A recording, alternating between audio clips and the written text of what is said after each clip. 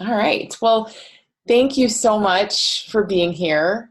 Hi, Suzanne. Yeah, thanks, guys, so much for being here. I I love doing these webinars. I did one last night. Last night's went about 70 minutes or so. So I'm going to try to keep it at about an hour, but we'll see how we do. But please just keep in mind, I'm gonna share a little bit for a while, and then I will go to some questions, and then I will tell you a little bit about the Little School of Big Change at the very end. And we are going to send out a recording of this. So if you do have to drop off for any reason, you'll get a recording in the next few hours, couple hours or so. You'll get it today, this afternoon. So, so yeah, it's so interesting. I love doing this. I love sharing on these. And as much as I talk about this stuff all day, every day, because I do, this is what I do, I find this really challenging in a sense because it's like there's so much to share. There's so much that words don't do justice to at all. Like words don't even begin to describe what I want to kind of help you see in this hour. And an hour's worth of words definitely don't even begin to describe it.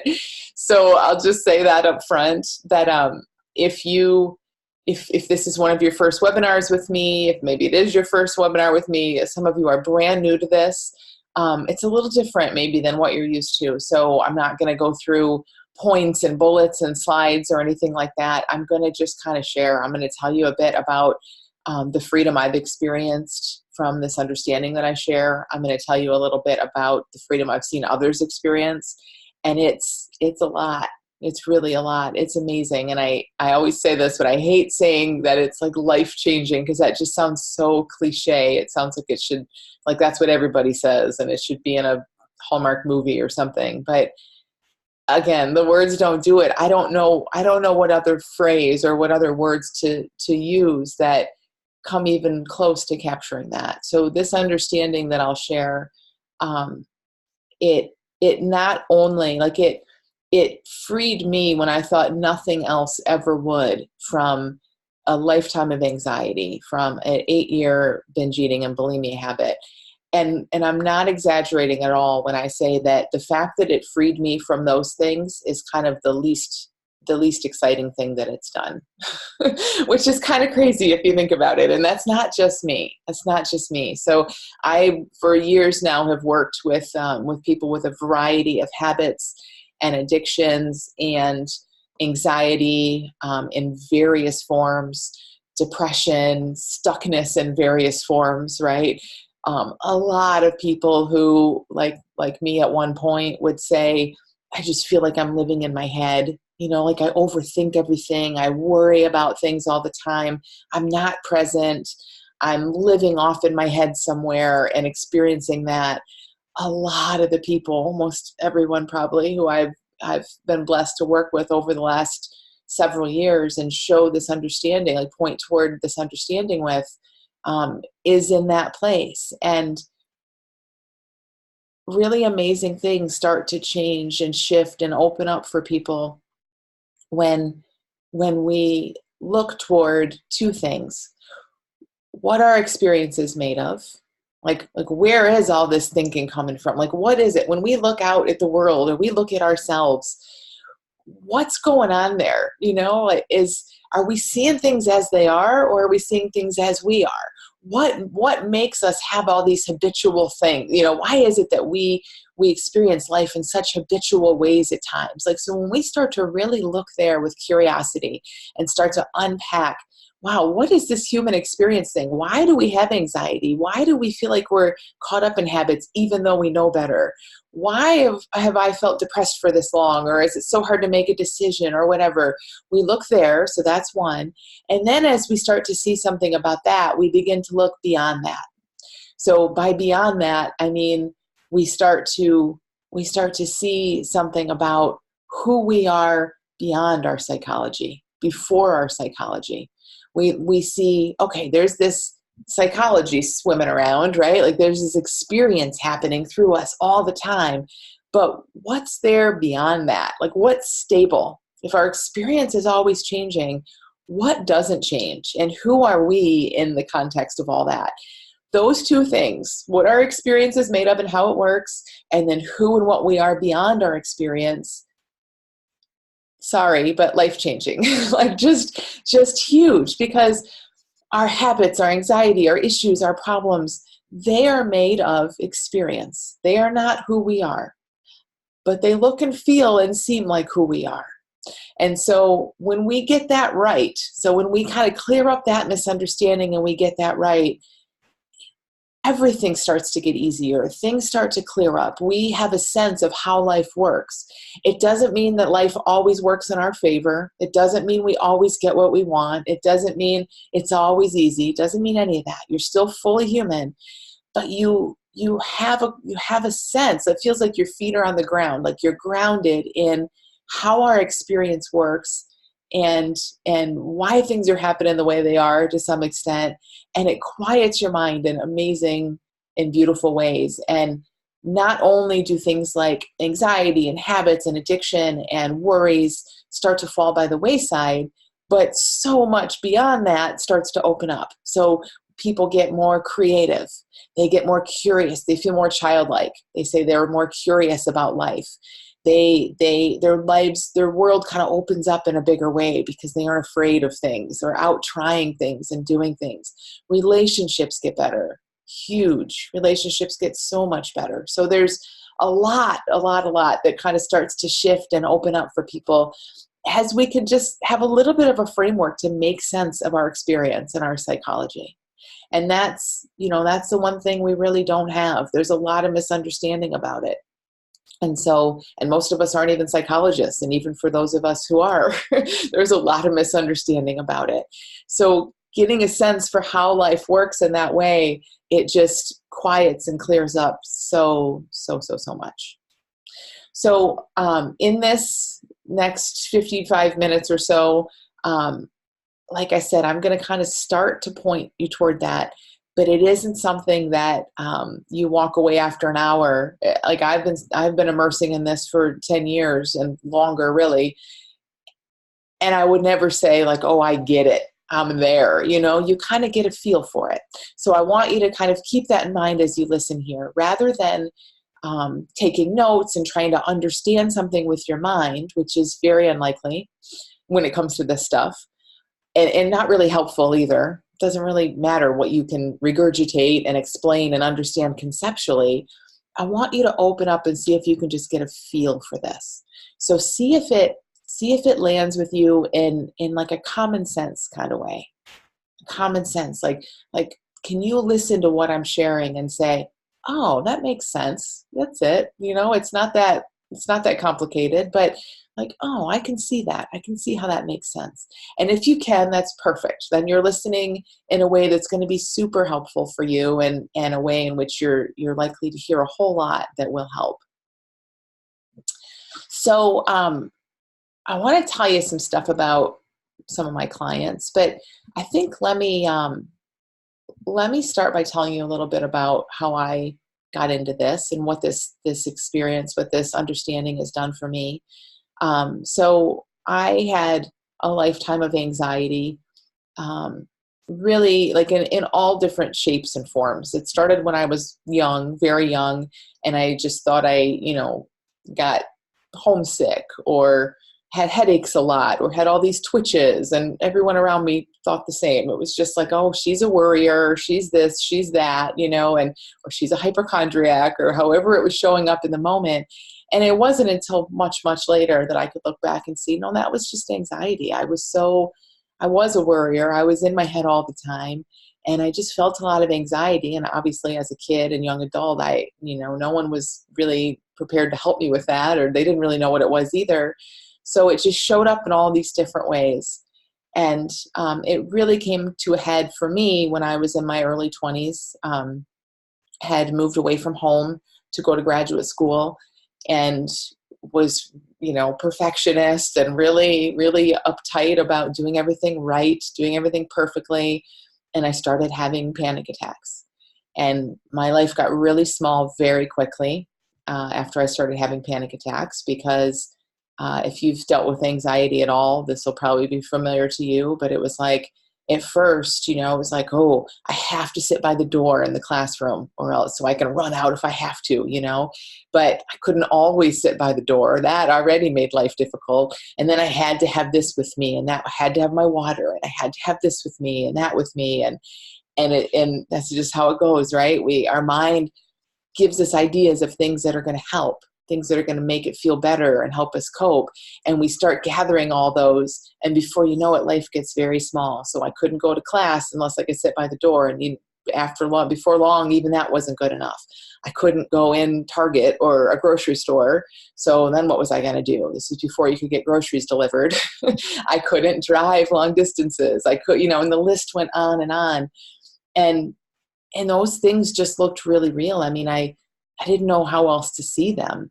And so I was studying psychology. So I had access to some really great psychologists, and I visited all of them. And they're very well trained, very well meaning. And they pretty much all, gave me this diagnosis and these labels and said, okay, this is what you have, and this is how it goes when people have this. And you can cope with it. We don't really know how to make it go away. Sometimes it doesn't go away. This is just what I was told. Sometimes it doesn't go away. People are anxious for life, but here's some practices and some tools and techniques you can carry around and hopefully kind of calm it and learn to cope with it. And what that told me, now again, I don't know exactly what I saw about that in the moment. I believed them because it looked like, okay, yeah, I have this thing now.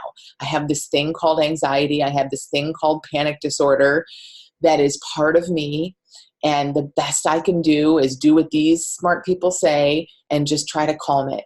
And the message I see now, again, that sent me was, this is a real live thing that's part of me that I better figure out how to deal with.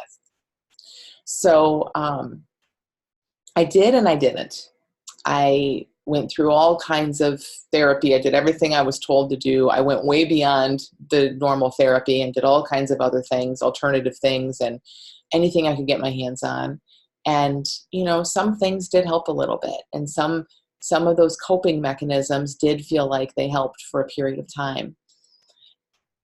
And so I thought I was anxiety-free, or I knew I wasn't anxiety-free, but I thought I was becoming anxiety-free. Panic attacks weren't happening quite so much. When they did, I sort of could go into some technique and keep it somewhat under wraps and all of that.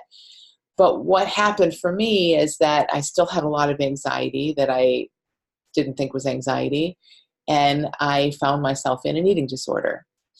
And for the next 8 years, off and on, every time I would feel anxious, and then my mind would give me these solutions, these coping mechanisms to deal with that anxiety, which was either eat or don't eat a lot or starve and eat nothing.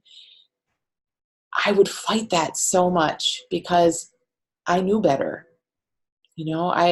I said, this is ridiculous. I'm trained as a psychologist. I was a coach at that time, helping other people and really helping people.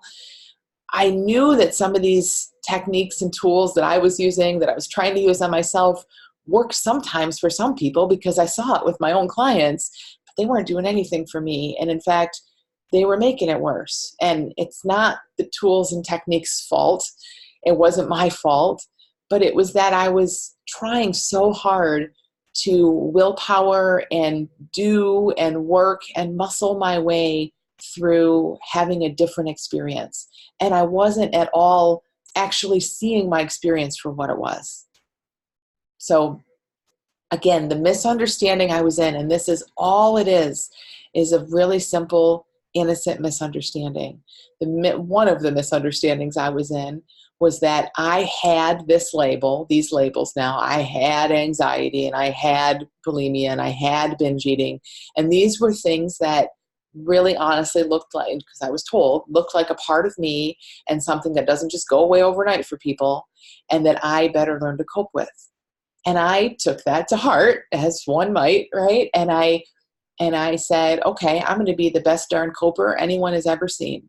And I worked like crazy to cope with something that looked absolutely real and like it was victimizing me. It looked like a diseased part of me or a flawed part of me that I had to do something about.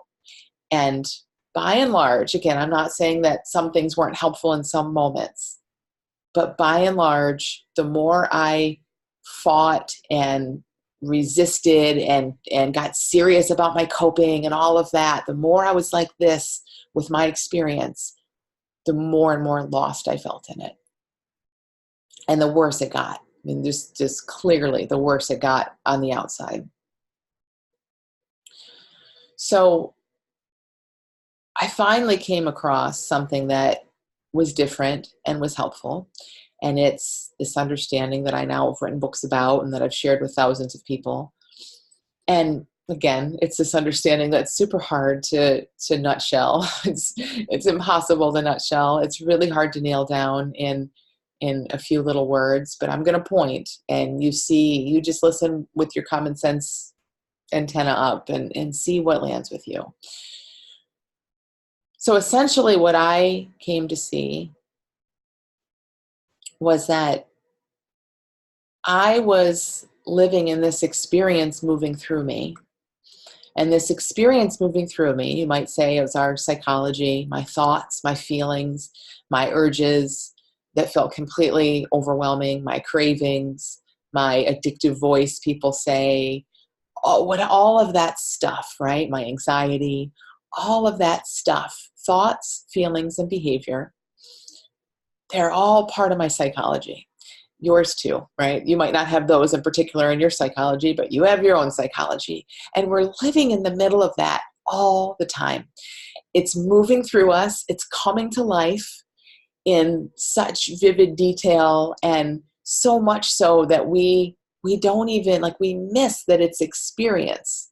We just naturally, without thinking, not even consciously, but we naturally just take it on, and it looks and feels like who we are and what we have. It feels like that label we have, or, what we're dealing with. This is just what it's like when you're an anxious person, or this is just what it's like to have an eating disorder or any other habit. And please, everything I'm saying, I'm just right now sharing my own story, and I struggled with those two things in particular. Please know, I'll give you some other examples in a minute, but every single habit, everything anyone's ever up against works the exact same way. So this isn't just a conversation about anxiety or binge eating. So what I came to see was I had this experience moving through me, we all do, being brought to life, and it would bring an urge, and it would bring an insecure thought, and it would bring a worry and a fear. Sometimes it'd bring a laugh, or, a funny thought, or some happiness or some joy. But that's experience. That wasn't me. It wasn't there because I had fill in the blank. It wasn't there because I was this kind of person, fill in the blank. It's just experience moving through, and it moves always. And it isn't personal. It was never about me being the kind of person who, it was never about me being flawed or broken. It was just simply experience moving through me. You have it too. Every single human being on earth has this constant flow of experience moving through us. And it is brought to life in such a way that it just looks like life. It just looks like who we are and how life goes for us. And, we don't even question it. Not even those of us who question it, right? Even seekers and those of us who would be on a webinar like this, 99% of the time, we are just fish in water. We are just completely blind to it, swimming around in our experience, seeing life through it, and not realizing that we're feeling just this psychology that has nothing really to do with us. So for me, when I saw, wait a minute, my brain, my mind, my machinery in my head is just conditioned to spit out anxiety. It has since I was like 3 or 4. And it's just conditioned to spit out this experience. It's at this point, when I was first saying this, conditioned to give me these urges to go eat a bunch of food, and then to give me this experience of needing to not eat a bunch of food to make up for that. All of that started to look less and less like me, less and less personal, less and less meaningful, and more like, oh, there's so hard to explain, but like there's a me here, and then there's experience moving through. Like if I'm anything, and this isn't accurate, but it's just an illustration. If I'm anything, if you're anything in this equation, we're sort of this container. We're this beautiful container, no dents, no scratches, no problems. And then there's experience moving through us. Sometimes it's experience that we can label a certain way, like, oh, that's depressed experienced, or that's anxious, or that's addicted. Other times it's just experience. Other times we're just, doing whatever we're doing, sitting at our computer, driving to the store, doing what people do. But none of it is you, and none of it is yours.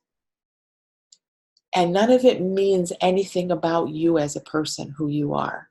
And man, that is hard to see. That is so hard to see, because if a mind does anything, it tells stories and it weaves things together.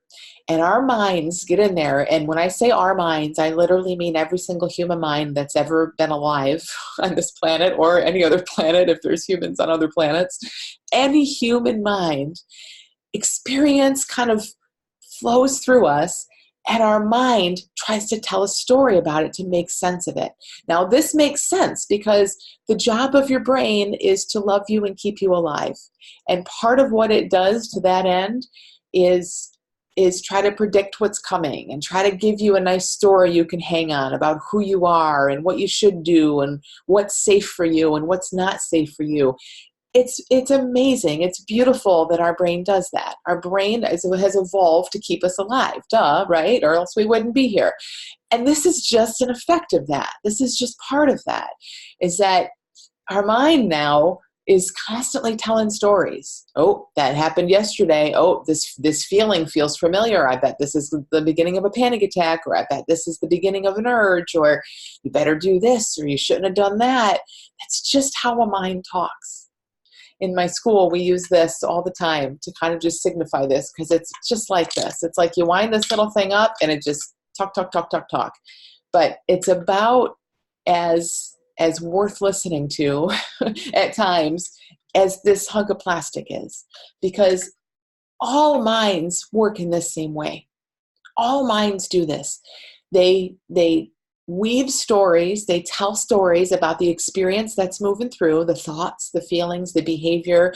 They put it all together into a nice story, and you are the star of that story always. It's in your head, right? So we're the main character. So all this conversation is about me, me, me, me, me. No wonder our experience looks so personal, right? No wonder you go hide in the closet to eat a gallon of ice cream like I used to and think, I am such a loser and I will never get out of this mess. And what kind of person am I?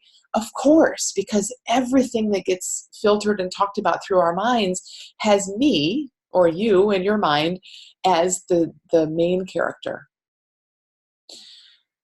So for me, when I started to see, wait a minute.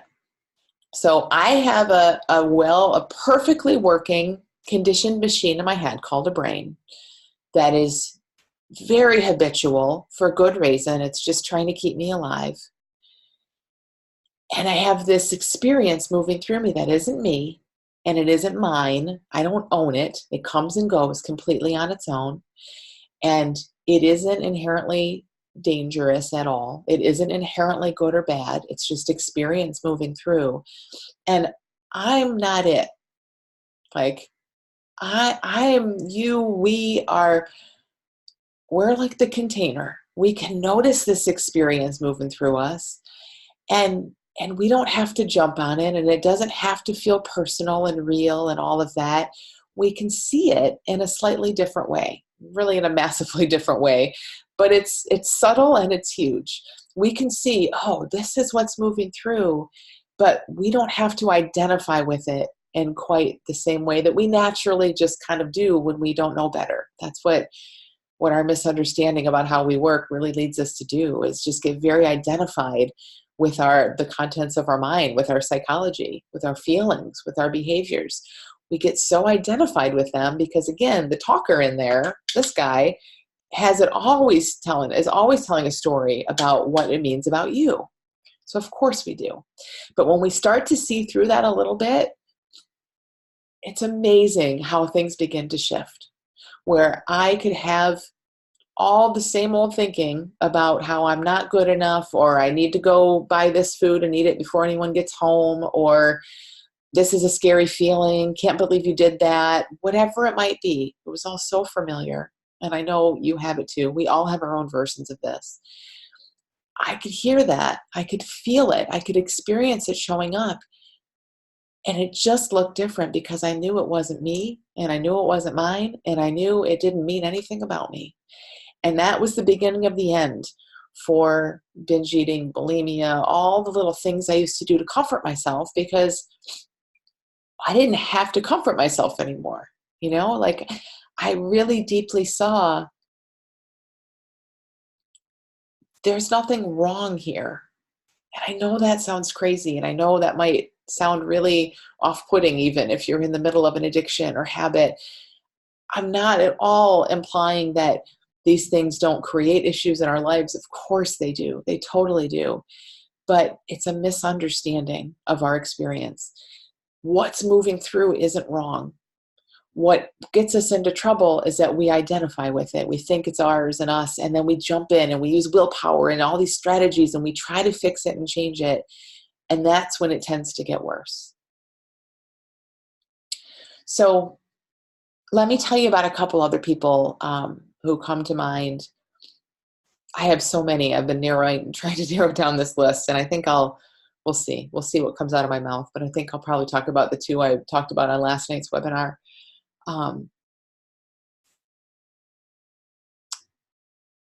So one of them, his name is John,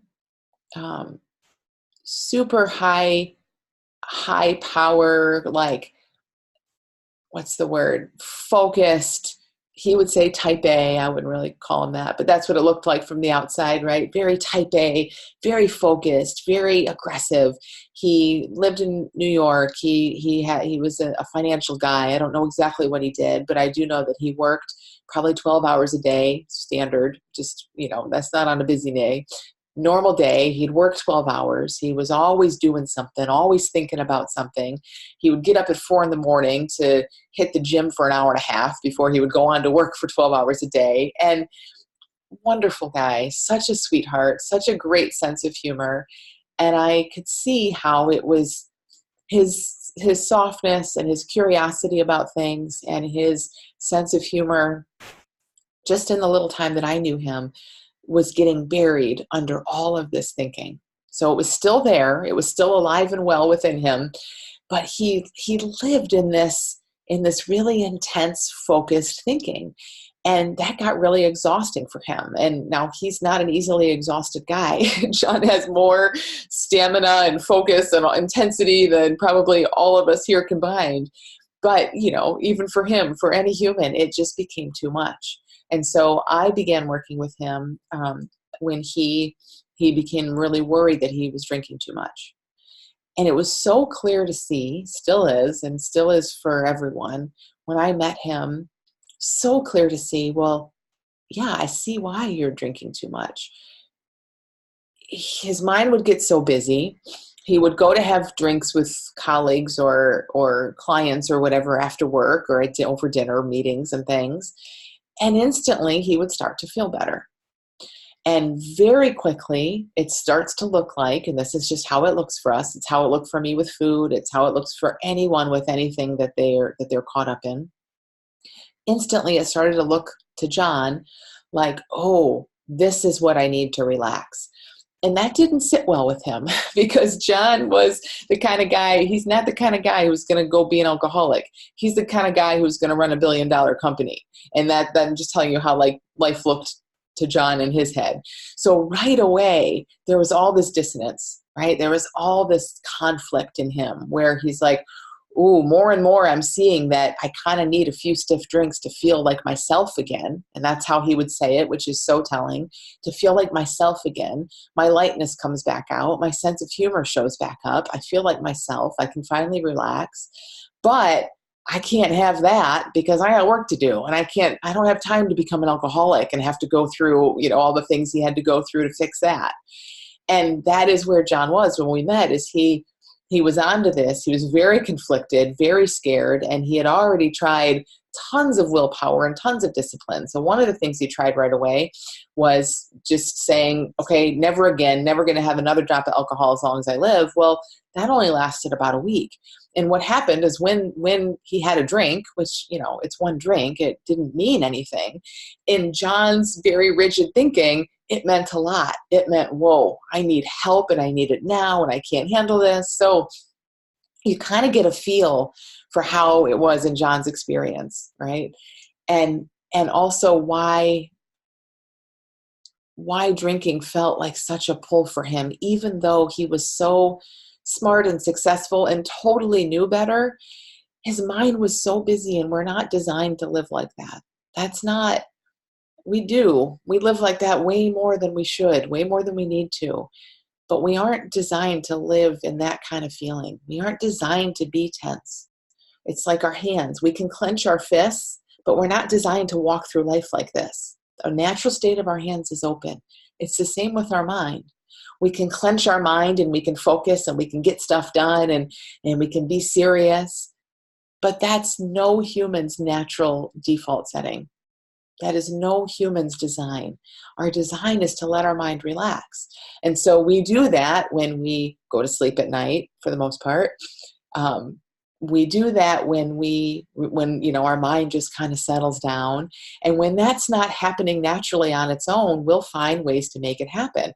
We'll pick up a drink. We'll pick up food. We'll pick up the internet addiction or this addiction or a person, or whatever it might be. And whatever gives us that little bit of relief and helps us feel a tiny bit like ourselves. All that's happening is that our mind is kind of settling down and we can feel us in there. So it's not that we need any of that stuff. We don't need any of that. And none of that actually gives us peace. None of it does.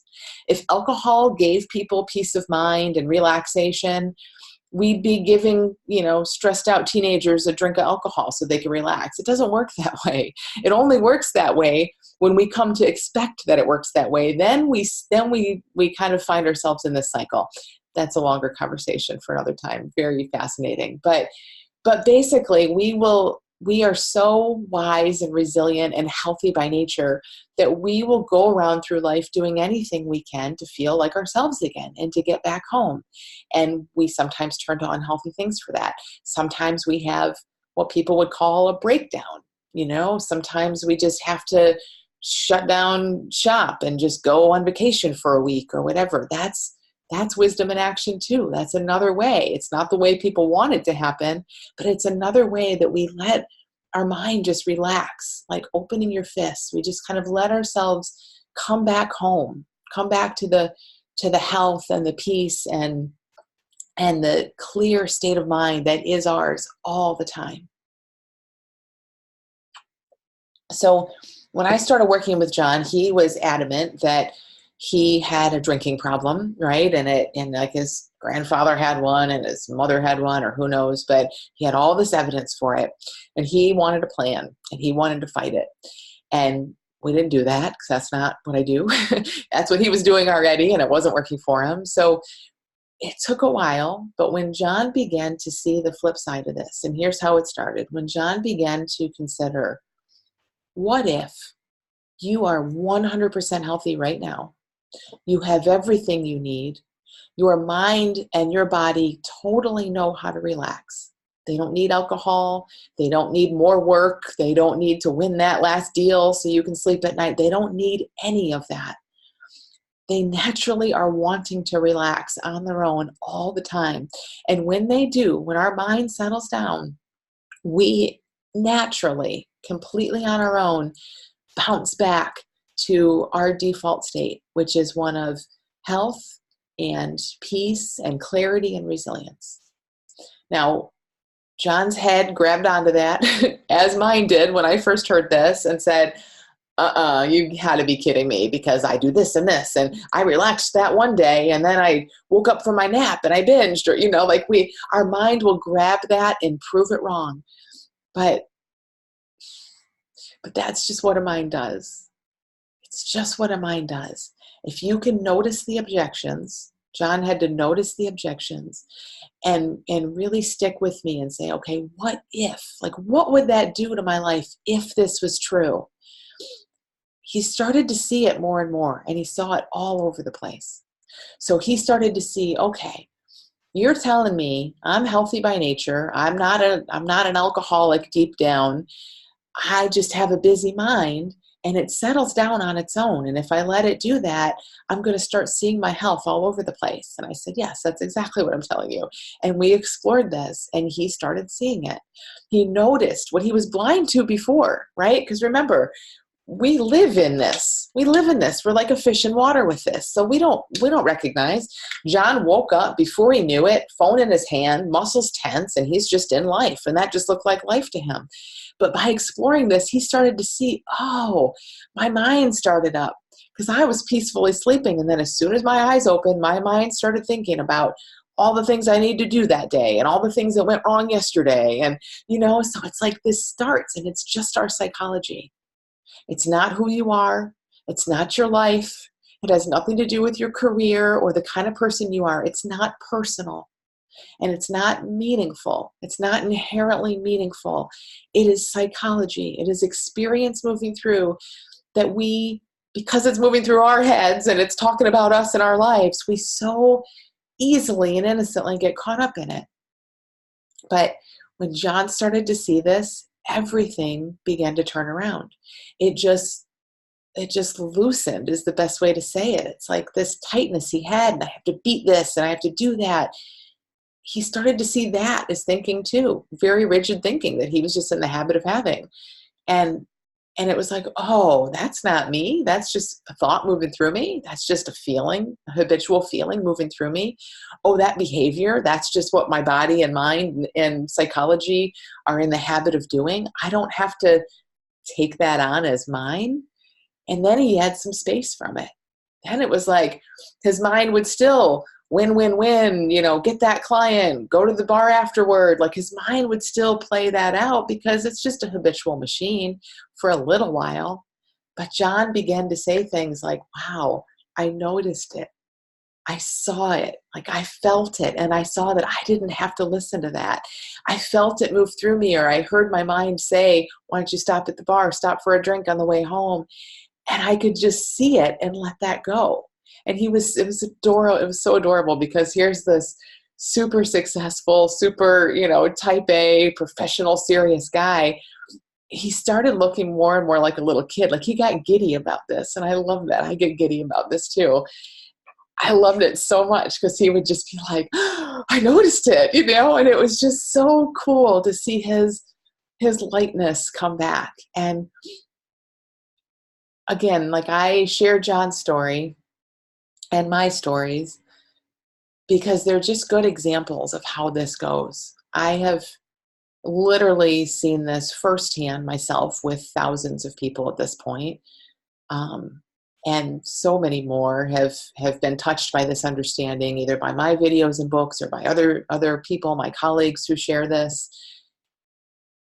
I've just never seen anything like it. And again, John comes to me because he wants to stop drinking. I went to this, I turned to this because I wanted to stop binge eating. And all the time, like John would say now, John doesn't drink now. And he's still in his career, still has, his life looks very much the same from the outside, but it feels totally different to him. And he would say, and has said all the time, that, I thought the drinking was the worst thing in my life. And I can't even believe what else has opened up just by seeing how my experience works. So I want to tell you a little bit about one other person, and then I'll go to some questions. If you have questions, thanks for putting them in the chat, and not in the chat, sorry, in the Q&A, those of you who have. I'll look to those in a minute. But again, if anything's coming up for you, go ahead and just pop it there, and we'll have time for that.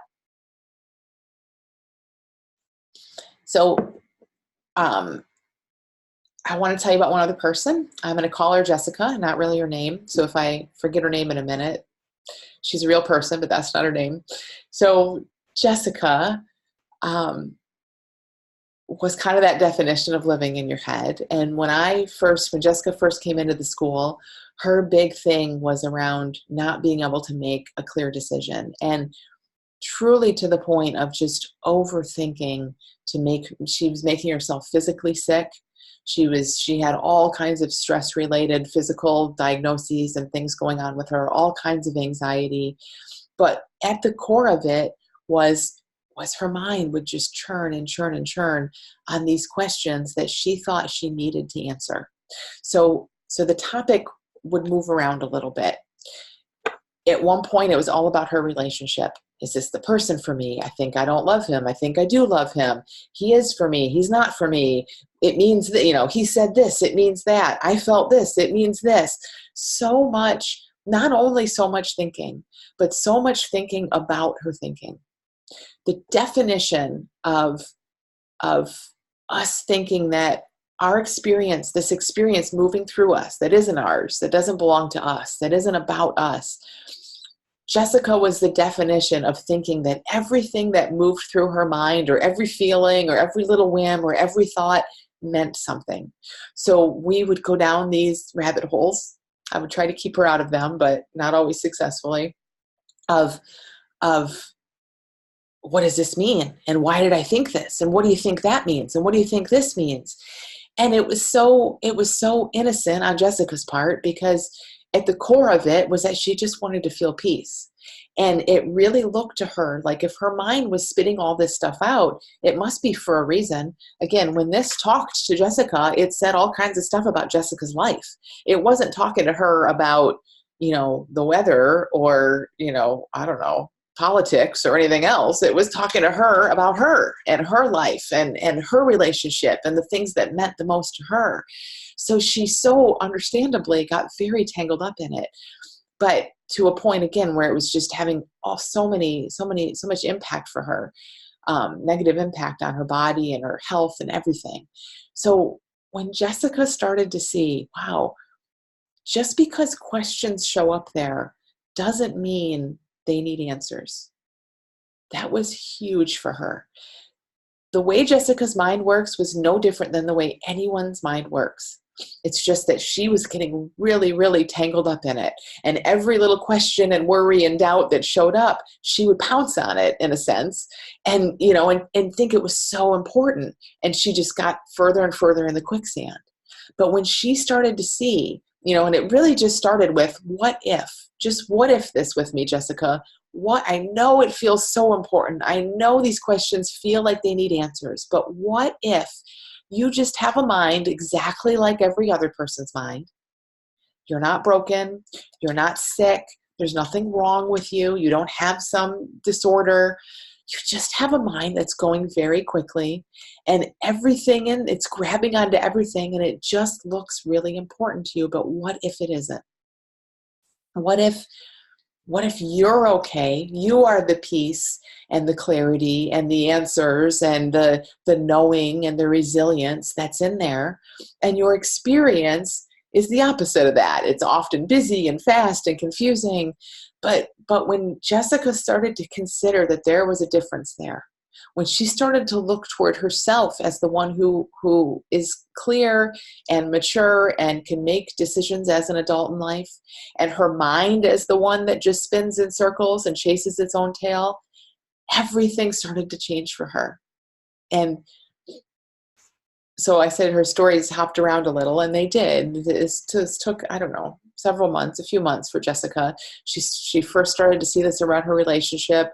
Then her mind would start to do that a little bit around her career or her health or other issues. But the thing is, it's never about the content. This was never about Jessica's relationship. It was never about her career. It was never about any of that. It was just a mind doing what a mind does, and Jessica being kind of in the trap of it, just in that innocent misunderstanding of how it works. And she thought it was meaningful. So when she started to see through that, when she just had that what if in mind, and she started to see through it with her relationship, she also began to see through it when it started up about her career, and when it started up about her money, and when it started up about her health, because she got onto it. She started to see, oh, this is what minds do. They churn on things. They think everything's important. They try to figure everything out. They try to make me feel better at all costs. But that's just what minds do, and I don't have to get in there with that. And in that, again, there's that 1-2 punch kind of thing where it's like she saw how her experience works in a much bigger way with so much clarity, and it just quieted her mind instantly, because it was like, oh, this isn't about me and my life. This is just how human psychology works. And once she started to see that more and more, this is where it gets really good, is she began to be able to open up to what's beyond it. So she started getting to ask, and so did John, and so did I, and so did the thousands of people I've worked with, started to ask the really good questions of, oh, if this is my experience and this is how minds work, what's there beyond that? Like, what about this health and this peace and this resilience? Who am I really? Where does all that clarity come from?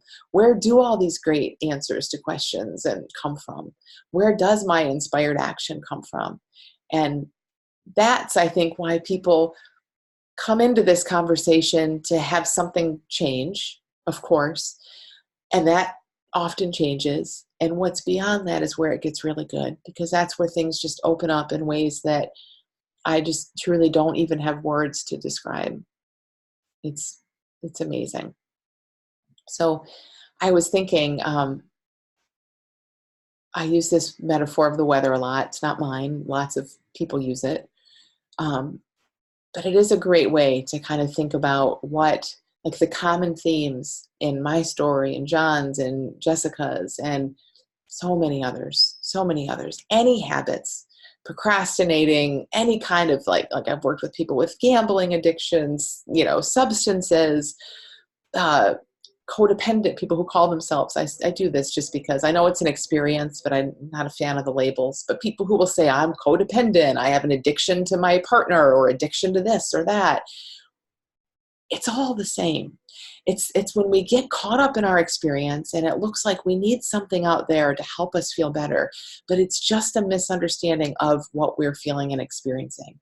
When we can start to see that, wow, this is like the human weather. So the weather metaphor is that we humans are just like weather out in nature. The sky's always blue. It's always clear. There's no problems in the sky. All kinds of weather moves through. Sometimes it feels very scary, sometimes very aggressive weather, right? But the sky's still blue behind it. The sky's not hurt by the weather. The sky has space for any weather to move through. And the weather moves. The weather isn't personal. It moves through. We don't fear it for the most part because we know how it works. I mean, we take precautions when there's severe weather and it moves through. And we know that. We know that. Every human, all of you, everyone on earth knows how weather works because we've been alive long enough to see. And I really want, if you hear nothing else, please take this with you. I really want you to consider, what if your experience works exactly like weather out in nature? What if your worries and doubts and fears and anxiety and depression and moods and stuckness and insecurity and habits and urges, all of that, what if you saw all of that exactly the way you see weather out in the world? So I was saying last night, my 7-year-old son had a soccer tournament that was several hours away. So we were away for the weekend and I got home right before I did this webinar last night. And so this was on my mind then, that there was all kinds of weather. We live in Michigan, so there's all kinds of weather and they're playing outdoors, right? So there was all kinds of stuff forecast. And of course, everybody, you know how people are with weather, not afraid of it so much, but wanting to predict it and talk about it and see. Everybody had their apps out and their radars out and all of that. And we had a little bit of everything. And when it started raining, and it did a few times, everyone there, child, adult, everyone there reached for an umbrella or put up a hood or whatever they did and hung out and watched the soccer game. Not a single person there ran screaming for cover. Not a single person there reached for a drink to cope with the weather. Not a single person there reached for food or anything else to not have to distract from the rain. Not a single person there took the weather personally. No one there said, I can't believe it's raining on my kid's soccer game. Why do you hate me so much, universe? Why are you raining on my kid's soccer game? No one said that. No one took it personally. No one thought it meant something. And no one was afraid of it. And we all got wet, and then we all dried, and everyone was okay. And the weekend went on. The tournament went on. And my kid came in, his team came in second, by the way. Very proud of him. So I really want you to kind of see this. Like, what if your experience is human weather? And it works exactly like that. Where, yes, we get scared. Yes, it looks personal. Yes, it looks meaningful. Yes, it feels uncomfortable. But if you can start to see it and see that it actually operates just like the weather outside, it comes and goes on its own. It really does. Even the habitual stuff comes and goes on its own. When you start to look for that, you see evidence of it all over the place. It's safe. It's inherently safe. You take the natural precautions, you're okay. Like, again, you kind of apply this to your experience. It changes everything. Think about how much bigger your life would be. Think about how much safer. Everything we do in life is I believe this, everything any human does in life is an attempt to feel better. We want to avoid a bad feeling that we're afraid of, or we want to move toward a good feeling. I think that's the basis for literally every single action we take ever. So if you are in a place where you see your experience as weather, you see that it's not you and it doesn't mean so much, and you aren't afraid of it, and you don't need to grab for things to numb or distract or all of that, imagine what that would open up for you. Why would you have a habit? Why would you be caught up in an addiction? You just feel what moves through. You might not love it. It might not be the most comfortable thing in the world, but you'd feel what moves through, and you wouldn't have to make it go away because it's going away on its own. You'd see that. It's not your fault that you don't see that with your experience. I didn't see it with mine either. We are so conditioned and just kind of taught to pay so much attention to what's going on, and we just prove ourselves right innocently. So when I had anxiety, I would prove myself right. I would prove that diagnosis right day in and day out. I'd say, oh, yep, there's my panic attacks coming on. There's my panic disorder showing up. There's my bulimia showing up. It was just my mind proving what it thought was right. When you start to see the other side of that, just like John did, just like Jessica did, just like thousands of people have, when you start to see the other side and you see, oh, there's my health. There's my resilience. Look at me sitting out here with an umbrella watching soccer. Look how resilient I am. Look at me feeling an uncomfortable feeling and not needing to do anything about it. Look how resilient I am. Look how safe I am. Look how healthy I am.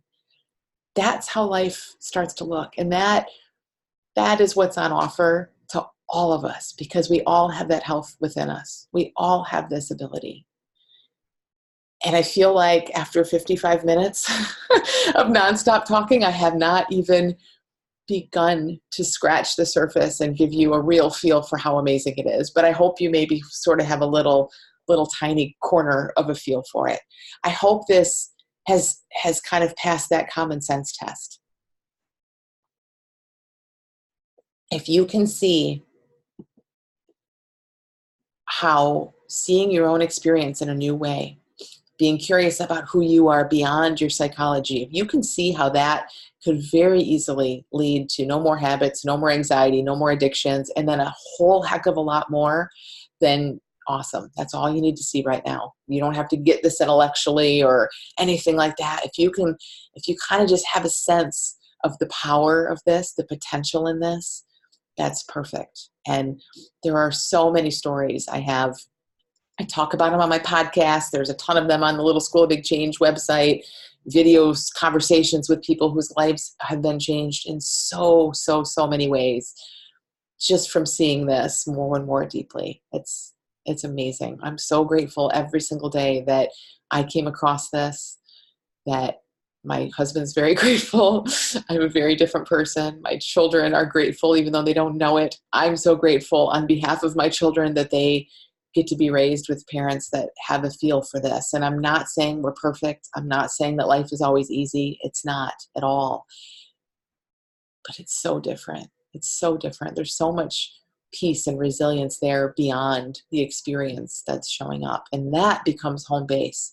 That becomes that familiar go-to place, not the thoughts and the feelings and the stuff that's always changing and moving. So let me go to some questions here. Thank you guys so much for hanging out, for listening this long. I'm going to see if I can wrap it up in about maybe 7 or 8 minutes. Thank you so much for your questions too. A couple about the school. I'm going to get to that in 1 second. So one question, how can agoraphobia feel so real when it's just our thoughts? Well, everything is our thoughts. Our whole experience of life comes from thought. Now, that doesn't mean it doesn't feel real. It totally feels real. But it's a little like, wow, how can that movie be so realistic when it's just a movie?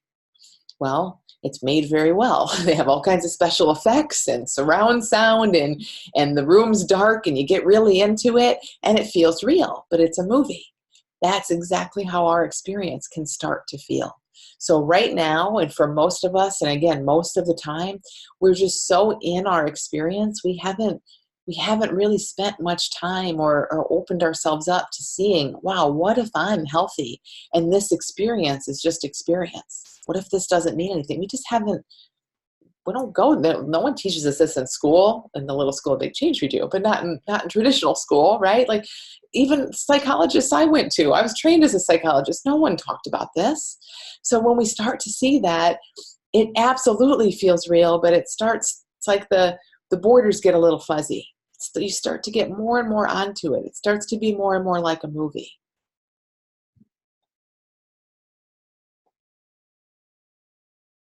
I love, I'm not saying your names just in case you want to be anonymous, but I love the person who said this comment. I don't even know where to start with what I think my problem is. She says, it's too much to list, but this conversation sounds interesting. Like, honestly, that's perfect. Hang out in that. If this is interesting, if something in this kind of rings true, if it resonates, if it feels like, yeah, I can see how my mind is telling me I have so many problems I can't even list them. I've been there. I bet we've all been there. If you can see that, but you can also see, but what if? What if all that huge long list of problems is this? So it's habitual, regurgitated, constantly happening psychology saying, that's your problem, and this is your problem, and you didn't do this enough, and you're not that enough, should have done this, should have said that. That is our experience sometimes. That is the human experience sometimes. But what if that has nothing to do with you? I mean, that's huge to think about. What if that's not personal? What if there's no truth in that even? What if there's no truth in that? What if that's just a mind? That's just what a mind does. It's a mind that just kind of goes on repeat and tries to protect you the best way it can, tries to make you right so you can be safe, but we don't need to leave that to our minds. See, when we can start to see, okay, this is just what a mind's doing, but I don't need to listen to that, it starts to fade off into the background a little bit. And you get guidance and good ideas and clarity and wisdom from a deeper place that isn't just habitual, repeated old garbage. It's really good and it feels different. It's those words I said, people use those words. It's like, oh, that makes sense. Or, oh, that's a new idea. Or, oh, I never thought of it like that. You make room. When you're not so caught up in this, you make room for a lot more of that other stuff. And it's incredible what that clears up. It's amazing how quickly and easily that clears things up for people. So what do you mean our experience is not personal? It has nothing to do with us. It's not our thoughts. Yeah. So again, put yourself, think about in the beginning I said, imagine that we are sort of this container and this experience moves through us. What's moving through and talking about you and what you're feeling and all of that, like just see if you can kind of see that as, I use this metaphor often of a river. It's like water flowing down the river. It's just experience flowing through us. But it's the storyline, it's the content that gets us thinking it's all about us. So if it says, you should be more like this, or you're not as good as that person, or whatever the heck it might be saying, that's just how a mind talks. We go into this so much more deeply in the school, and there's so much here to explore. But I just want to kind of give you this little bit, like, see if you can sense the difference between getting caught up in the storyline and the content and looking a little bit deeper and just seeing that we all almost 8 billion of us on earth, that we all have this steady stream of experience moving through us. And I call it experience, or I'll call it psychology, because again, I'm not looking to pick it apart.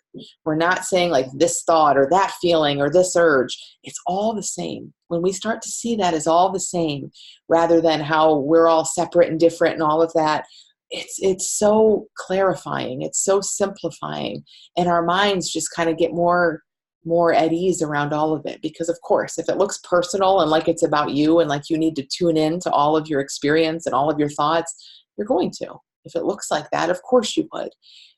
And then we get very caught up in our heads. So I hope that helps a little bit. Think of the weather. The weather's not personal. We all experience weather within us and outside all the time. What if your human weather, your human experience works just like the weather outside? I know we're just scratching the surface with this, and I just want to talk forever. There's so much to share. Yes, the webinar will be available later, in about, as long as it takes to download this recording and send it out, I will send it out. A few questions about the Little School Big Change, which I want to talk about. Let me see. I think there's just a couple more that aren't about that I want to touch on if I can, conscious of the time.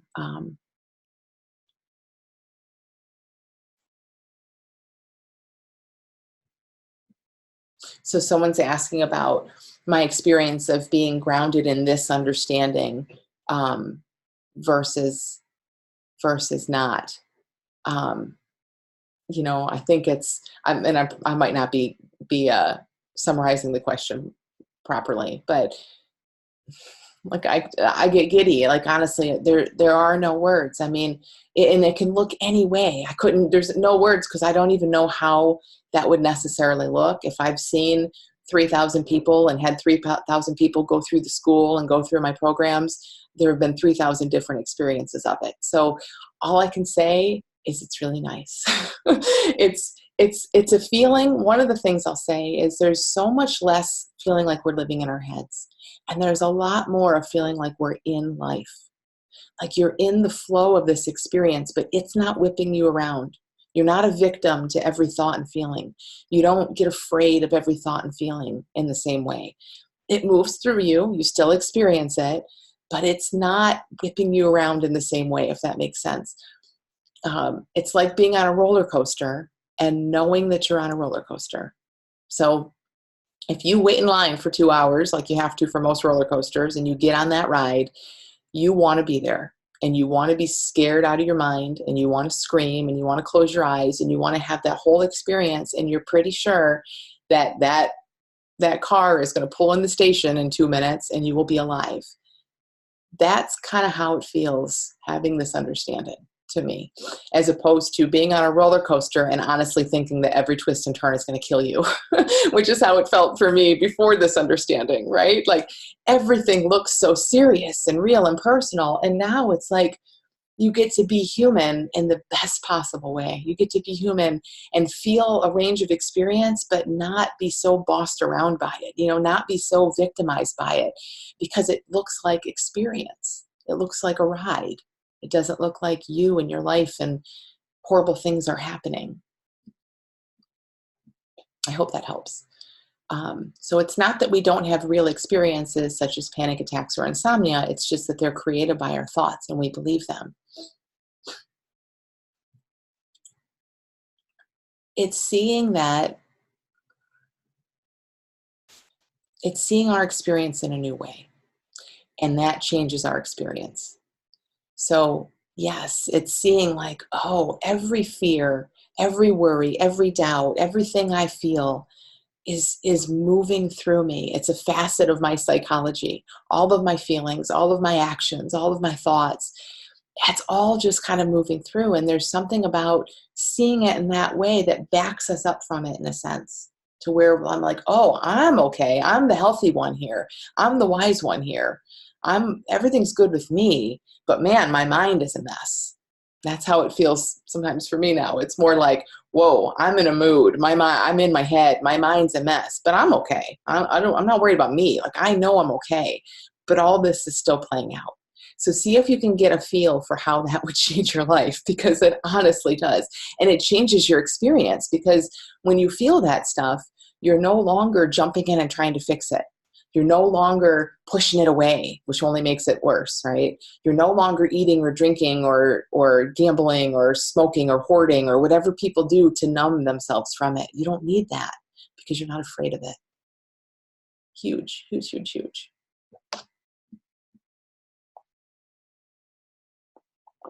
Okay, so let me tell you a little bit about the Little School of Big Change, which did just open today. I love it. I love it so much. It's a beautiful little school, a little course. People go through it. I run people through it in a 6-week course, and that's kind of the bulk of it. Is for 6 weeks.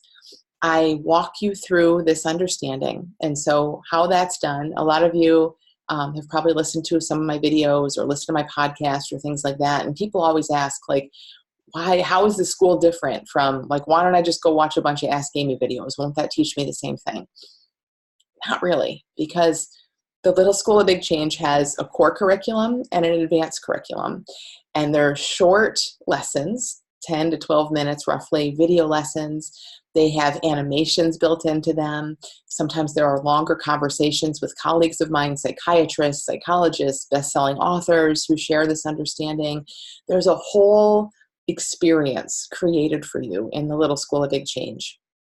And you get walked through this understanding step by step. So it's very different than going off and listening to like one podcast episode and then another one next week. It starts from the very beginning. It starts to say, hey, what if this is how life works? What if you are totally healthy? You have everything you need, but you're caught up in this misunderstanding about your experience. And it walks you through that little by little by little for 6 weeks. You come away really having a sense of how human life, how our human experience works. And that alone quiets so much thinking, so much worry, so much anxiety, because you're not wondering, why did I think this? Or why am I feeling like that? Stuff just falls away very quickly for people, because you get a feel for you get those questions answered. Basically, you get a feel for how our experience shows up, why it looks like we have chronic whatever we have, why we have these habits we're caught up in, how it's just down to an innocent misunderstanding. And then we start to chip away at those misunderstandings. We start that from day one. And you start to see all of that so much more clearly. Then we get in the advanced curriculum and beyond, we get to the really good stuff. Like, oh, I'm no longer afraid of my experience in the same way. So who am I? Like, what's there beyond this experience? And it's amazing what changes for people. I just gave you 2 stories. I so wish, please, if you go to the Little School of Big Change .com, there's actually a better link. Bonnie can put it in the chat here. There's a frequently asked questions section. In there, there's a link to a bunch of video stories of people whose lives have been changed by the school. There's so many, just testimonials and case studies. So those will speak a lot to how this goes for people. But let me finish telling you about the school.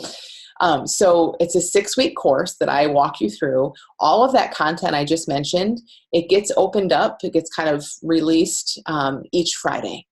So when people join today, and you have to join today, enrollment closes this Thursday. So when people join for this upcoming course that started today, you automatically have the first hour of lessons and content opened up to you. So you start seeing this right away.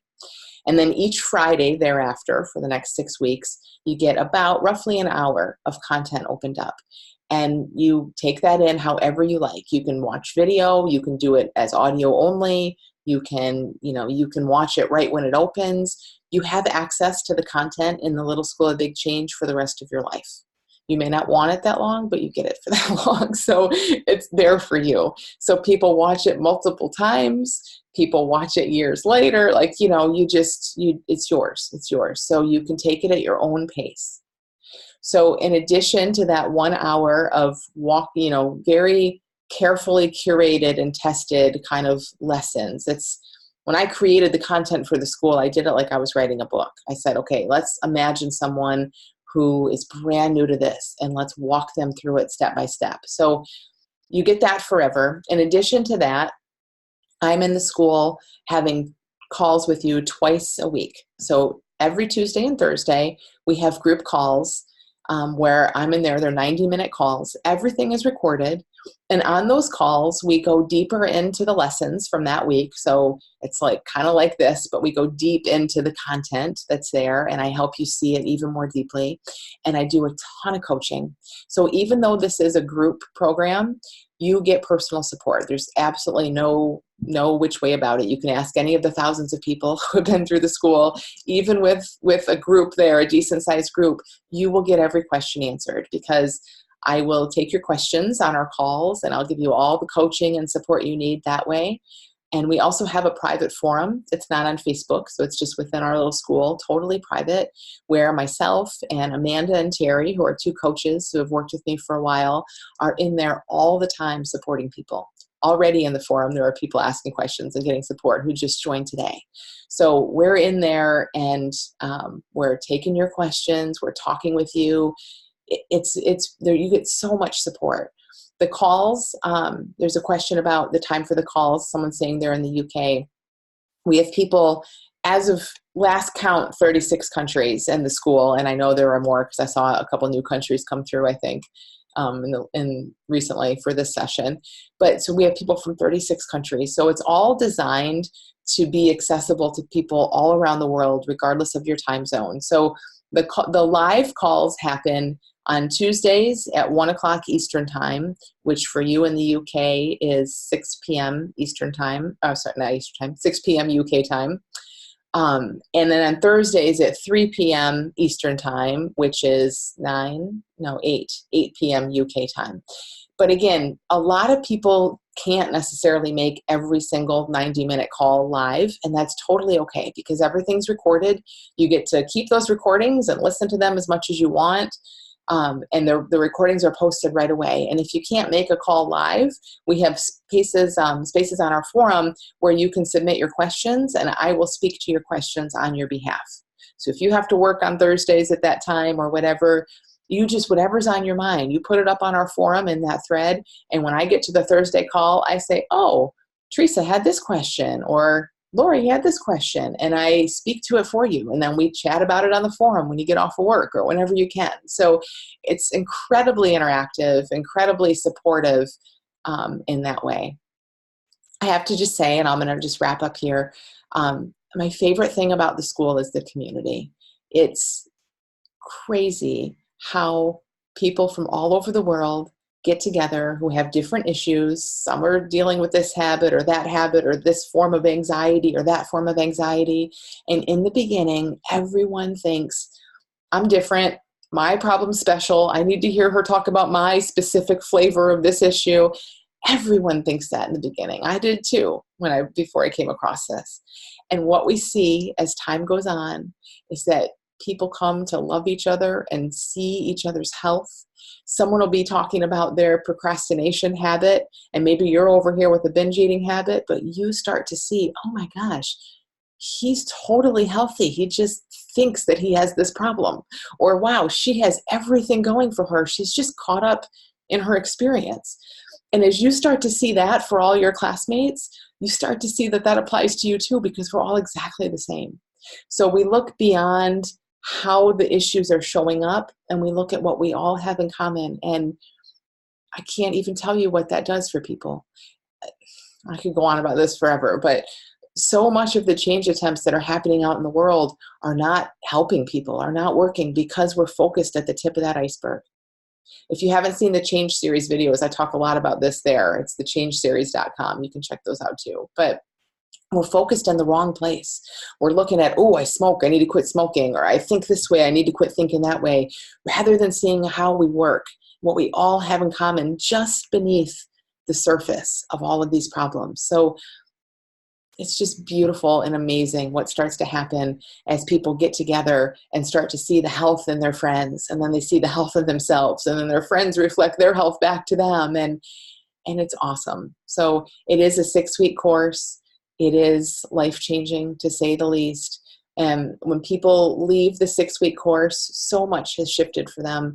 I track and do surveys of people when they come in and when they leave, and 97% of people who have gone through the 6-week course say that they feel that the Little School of Big Change, set them on the path to change. Like, it had a significant impact. I forget how the question's worded exactly, but it had a significant impact to putting them on the path to change, or something like that. 97%. I mean, people see so much in this, and I just would so love the opportunity to go so much deeper than we can in an hour and 17 minutes, and really help you see that you are so much better off. There is so much hope. You are so much healthier and safer than your mind might be telling you you are. And it's all really, really good news. So the school is open right now. The link is there in the chat. It is only open until Thursday at midnight Eastern time. After that, we close the doors for enrollment, and then people who enroll after that go into the March course. And that's just so I can focus on serving the people who are there now. So don't wait. There's no reason to wait 6 months for this kind of freedom. There just isn't. I would absolutely love the opportunity to support you. And if you have any questions at all, just please reach out to me. I'm super available. I'm responding to emails around the clock, pretty much, taking phone calls. If you want to talk more, if you have any questions, or just want to know, if it's for you, just reach out in some way, and I'll be super happy to talk with you. So no matter what you choose, whether you're in the school this time, whether you do something else, I really appreciate you being here. And I so hope that something that was shared here helps you, and helps you see that there is so much hope, and that you are so much healthier and closer to freedom than you can ever imagine. If you've gotten that from this, hey, I'm happy. And I'd love to see you in school if that's a fit for you. So thank you so much for being here, and be in touch if you have any questions at all. Thank you.